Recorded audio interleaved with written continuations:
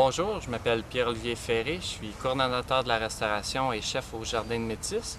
Donc aujourd'hui, on va préparer un flétan en croûte de champignons russul orangé avec une petite salade de fleurs qu'on va cueillir dans les jardins.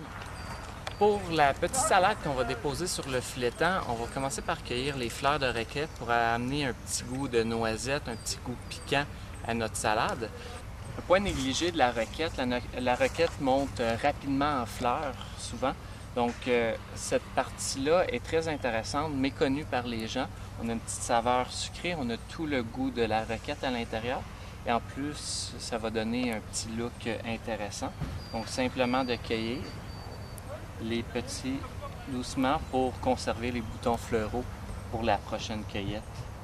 On poursuit maintenant notre cueillette avec les calendules qu'on appelle également les soucis. Ils vont apporter encore là un petit goût de tournesol, contrairement à la noisette tout à l'heure.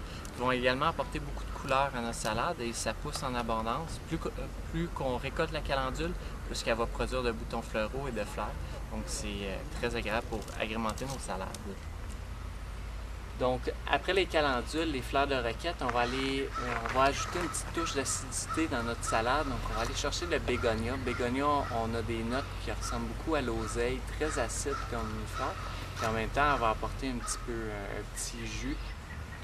Puis, ce qui est important quand on utilise des fleurs comestibles, c'est s'assurer qu'il n'y ait pas d'engrais chimiques, pas de pesticides, pas d'insecticides. Donc, on évite les fleurs qui viennent des fleuristes, des centres de jardin, à moins qu'ils soient certifiés biologiques.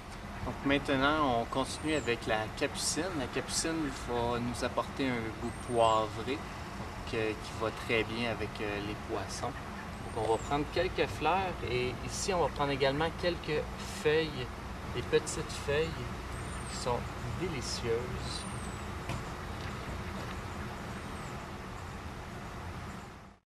On poursuit notre cueillette avec l'ail tubéreux. L'ail tubéreux, c'est un croisement un petit peu avec la ciboulette. Donc, les feuilles sont légèrement plus épaisses, plus larges.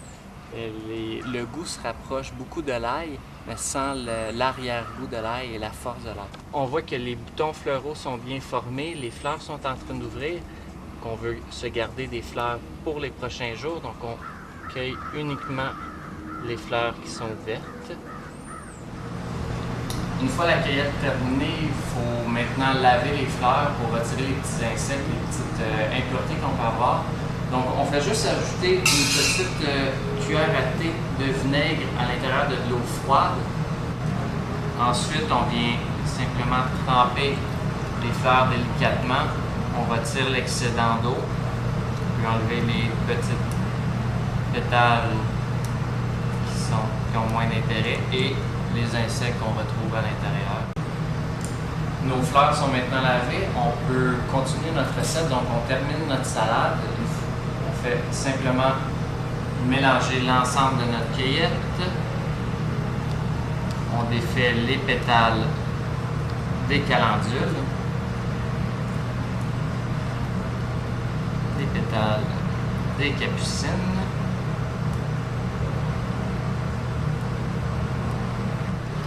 Donc on va terminer avec des petites pousses. On a de la moutarde qui a environ 7 jours, qui ont été semées il y a environ 7 jours. Voilà. Ici on va ajouter un petit peu de vie dans notre salade et on a ici des pousses d'amarante pour une petite couleur. On a notre salade de montée pour notre